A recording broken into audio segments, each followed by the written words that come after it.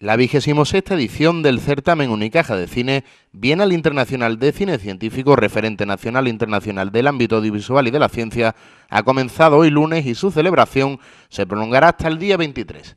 El Convento de Santo Domingo, sede del certamen, ha acogido esta mañana su rueda de prensa de inauguración con la presencia del director de la obra social de Unicaja, Felipe Faraguna, el alcalde de Ronda, Antonio María Lara, Juan Antonio Fernández, comisario de la exposición Fotografía y Espacio, y el científico del CSIC, Antonio Santamaría. Al decir 26 edición, yo creo que es decir mucho, ¿no? Pocos festivales en Europa y de estas características de cine científico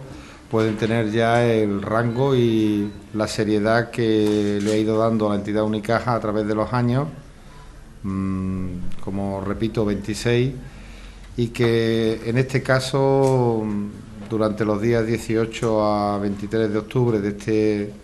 este año y a partir de hoy mismo, vamos a tener una serie de actividades complementarias, mezcladas o unidas a la proyección y valoración de concursos de una serie de películas que previamente han sido seleccionadas. Como alcalde de la ciudad me siento orgulloso y agradecido a la entidad Unicaja, a su obra social, a don Felipe Faraguna, que hoy la representa aquí, que tanta dedicación y esfuerzo hacen por Ronda, y sobre todo animarle a todos los intervinientes, al jurado, a todos los que hacen posible año tras año esta Bienal Internacional, que agradecerle que su dedicación y esfuerzo y nuevamente en nombre de la ciudad de Ronda quisiera darle la bienvenida a todos, poner la ciudad a disposición también de todos, incluido del jurado de la misma entidad Unicaja, que yo creo que desde hace algún tiempo y con acierto, hace ya varios años, el haber adoptado, al haber recogido esta sede del Convento de Santo Domingo, nuestro Palacio de Congreso, que rige nuestra delegada de Cultura, Josefa Becerra, yo creo que es un marco incomparable, un lugar idóneo para que esta Bienal Internacional de Cine Científico se siga repitiendo año tras año. Para nosotros es un placer reunirnos de nuevo aquí en Santo Domingo para celebrar la 26 edición de este certamen internacional, y quiero empezar agradeciendo al señor alcalde y a la concejala de Cultura haber podido disponer una vez más de este entorno maravilloso, entorno que la verdad sea dicha, como si habéis paseado ya lo habéis visto, más que ocupado, hemos invadido con una serie de actividades que ahora veremos. Yo creo que eso hace aún más atractiva la semana que se abre ahora, y desde ahora invitamos a todos los rondeños y las rondeñas que se pasen por aquí y disfruten de todas las actividades que iremos organizando. Habrá una rueda de prensa diaria comentando las actividades del día, como ya es costumbre desde hace varios años, y yo creo que recordando algunos datos de este certamen, decir que es decano en España, abierto a la participación de todos filmes nacionales e internacionales con tinte científico y de investigación, y que para ello contamos con la colaboración de entidades y personas que llegan de todos los rincones de España, de Europa y de Latinoamérica. En esta edición, como ya sabéis, hemos superado el número de películas participantes, siendo un total de 181 la que hemos registrado. De ella el jurado ha seleccionado 16, que son las que han pasado a sección oficial y se podrán visionar para el público toda esta semana. Junto con las proyecciones de los documentales abordaremos distintos ámbitos de la ciencia en la sección a debate, y veremos las múltiples aplicaciones de la ciencia en las diferentes exposiciones y talleres que se han programado. Por supuesto, están todos invitados. Y así recordaré un poco de forma rápida todo lo que inauguramos ahora mismo, en este momento. El certamen ya lo hemos mencionado, pero como decía, de las actividades que se desarrollan aquí en Santo Domingo, tenemos la exposición Fotografía Espacio, la visión en 3 dimensiones, que ahora nos comentará Juan Antonio en detalle, sumamente interesante. Después tenemos también la exposición de la relativa a la evolución,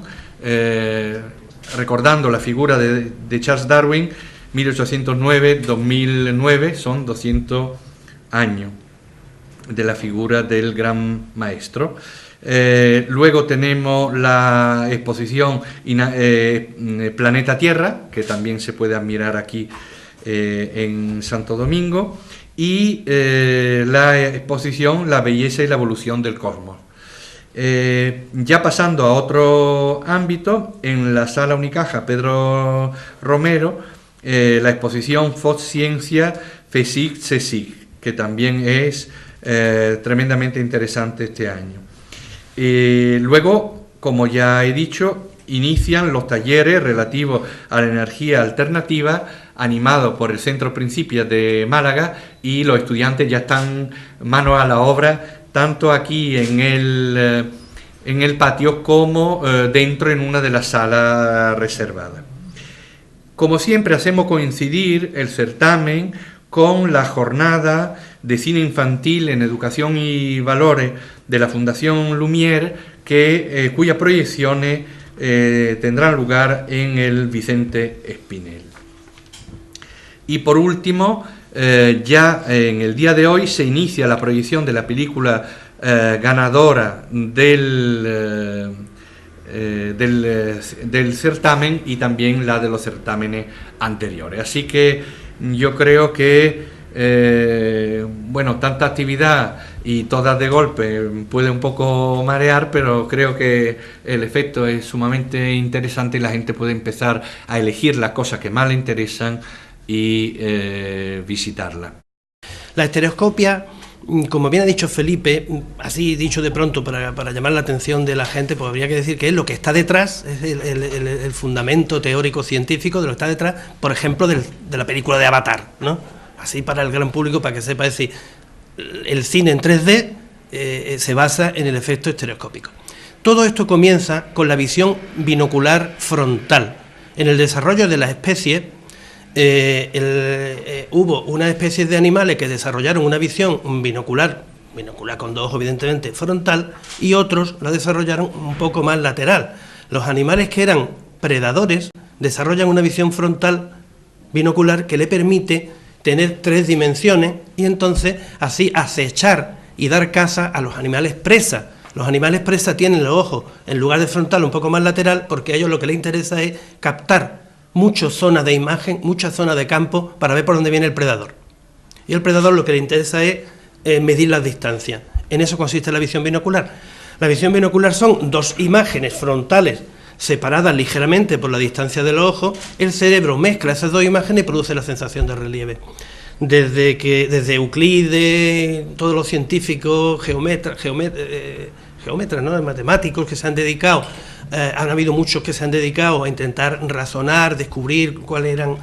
los fundamentos, los motivos por los que se veían 3 dimensiones, y bueno, no vamos a resumir. Leonardo da Vinci fue uno de los científicos que estuvo ahí, pero no es hasta 1832-33 en que Charles Wheatstone, era un profesor auxiliar de física en Londres, se da cuenta de en qué consiste, cuál es el verdadero fundamento de la visión en 3D, y desarrolla y inventa, por así decirlo, la estereoscopia, ¿no? Él después, en 1838, en una sesión de la Academia de Londres, difunde esto, y la gente queda impresionada. Todos los científicos, todos los teóricos de física de aquellos momentos quedan impresionados. Como estamos en 1838 y la fotografía, que ya existía, pero estaba todavía en periodo de investigación, no está presentada, entonces él no acude a unos dibujos geométricos que están dibujados por gente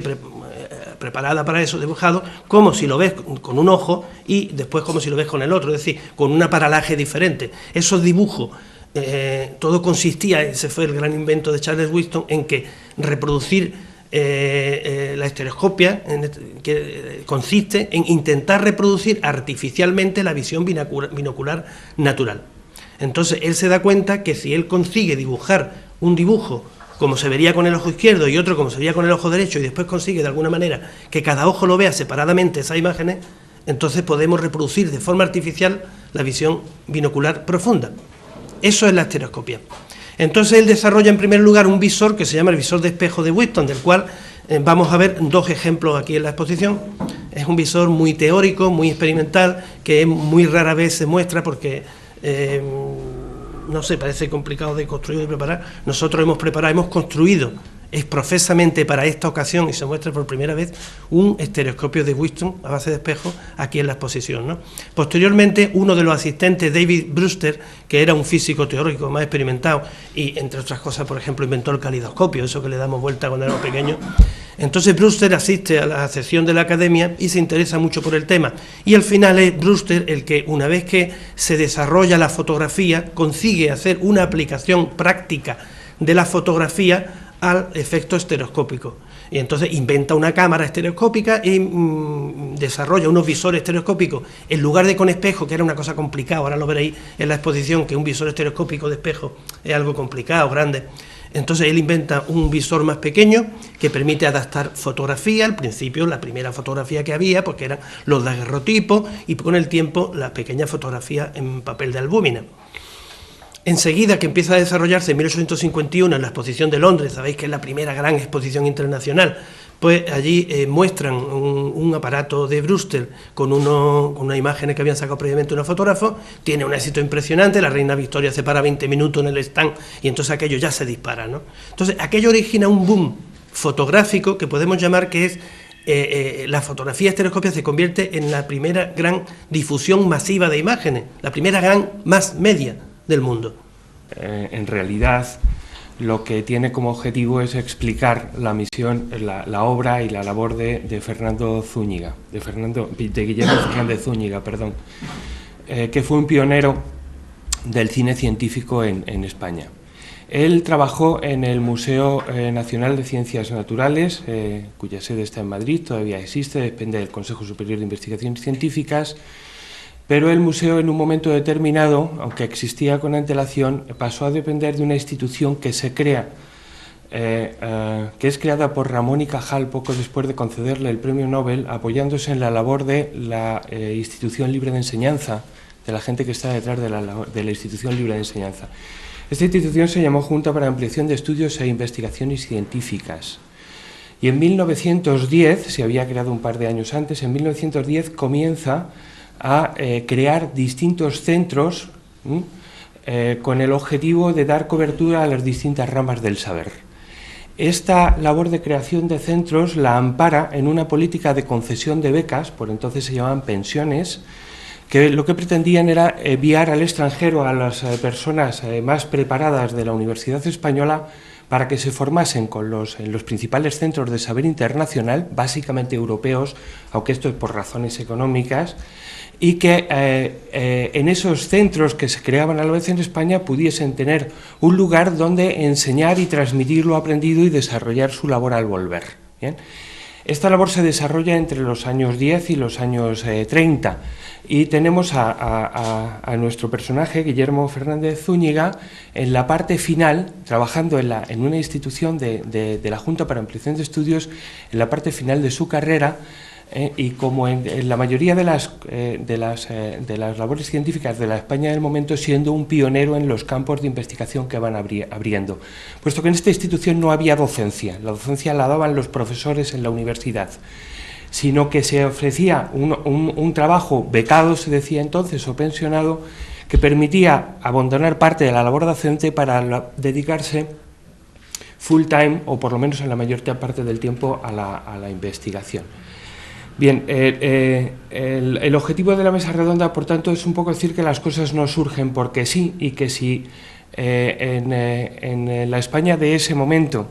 de la transición de la monarquía de Alfonso XII a la República, hay una figura como Fernando Zúñiga, que además tiene que ver con muchas otras figuras en muchos ámbitos del saber que están desarrollando una labor pionera y divulgadora y educadora parecida. Digo que todo esto surge en un contexto en el cual desde 30 años antes, a través de cierta institucionalización, se está procurando dar cobertura a que se desarrolle este tipo de labor y surjan este tipo de personas, sobre todo este tipo de personas tengan un lugar donde desarrollar su trabajo. Entonces la mesa redonda ha sido montada pensando en acompañar la explicación de la obra y el análisis de la obra de este personaje con la cobertura de dos personas que expliquen brevemente lo que fue la Junta para Ampliación de Estudios, lo que supuso en estos mismos términos, y una segunda que se concentre bastante más en el caso concreto